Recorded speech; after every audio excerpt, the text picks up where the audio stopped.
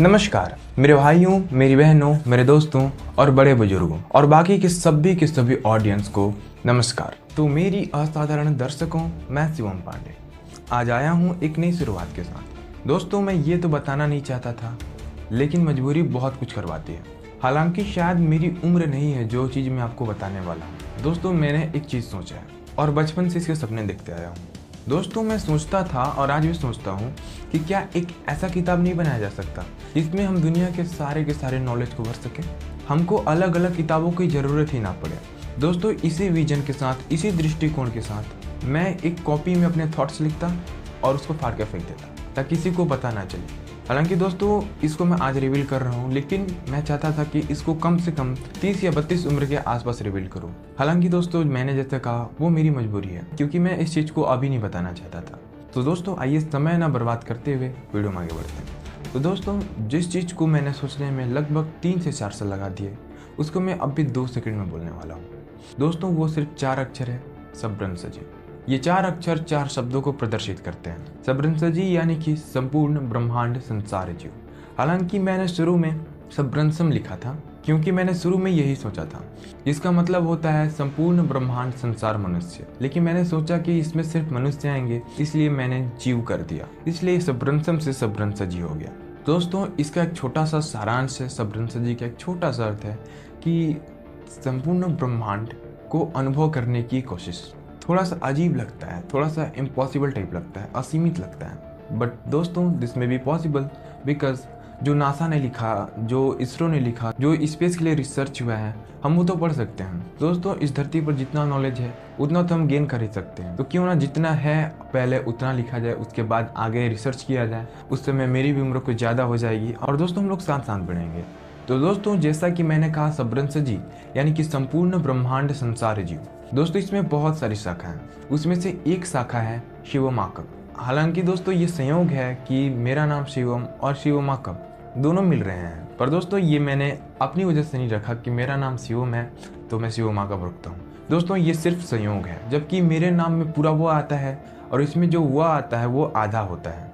दोस्तों शिवमाकब में 6 अक्षर हैं जो 6 शब्दों को निरूपित करता है, प्रदर्शित करता है, जिसमें सी से शिक्षा, व से व्यक्तित्व, म से मनोरंजन, आ से आजीविका, क से कला और भ से भगवान। यानी कि शिवमाकब शिक्षा, व्यक्तित्व, मनोरंजन, आजीविका, कला और भगवान। दोस्तों इन 6 चीज़ों को जिसमें हम पढ़ेंगे, जिसमें हम पढ़ने का प्रयास करेंगे, जानने का प्रयास करेंगे, उसको मैंने शिवमाकब नाम दिया। जैसा कि हम जानते हैं इसका पहला शब्द शिक्षा को निरूपित करता है। हालांकि यहाँ पर एक प्रश्न उठता है कि सारे बच्चे तो पढ़ ही रहे हैं, तो हमें शिक्षा की क्या जरूरत, हम सब्रंसजी में शिक्षा को क्यों पढ़ें? यह सवाल आपके भी मन में उठे, मे बी। बट दोस्तों अगर मैं आपसे पूछूं कि शिक्षा का मतलब क्या होता है, अगर आपसे कुछ लोग कहते हैं कि वो शिक्षित है और जो बगल में है वो जानकार है, तो क्या आप डिफरेंस कर सकते हैं कि एक शिक्षित में और एक जानकार में क्या अंतर होता है? दोस्तों मेरे अनुसार जो शिक्षित होगा उसके पास संस्कार, संस्कृति, कला, बोलने का ढंग, चलने का ढंग और जानकारी, ज्ञान, नॉलेज बहुत कुछ होगा। लेकिन दोस्तों जो जानकार है उसके पास सिर्फ और सिर्फ जानकारी होगा, नॉलेज होगा, दिस में भी।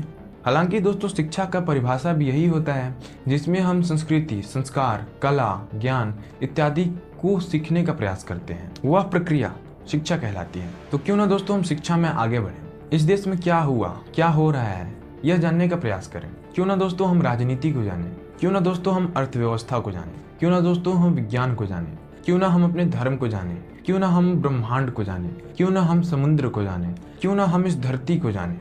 हालांकि दोस्तों ये बहुत बड़ा सपना है, बहुत बड़ा लक्ष्य है जिसको पूरा करने में बहुत समय लग सकता है। इसको हम एक प्रक्रिया के तहत पूरी करेंगे। उस प्रक्रिया का नाम है अकल।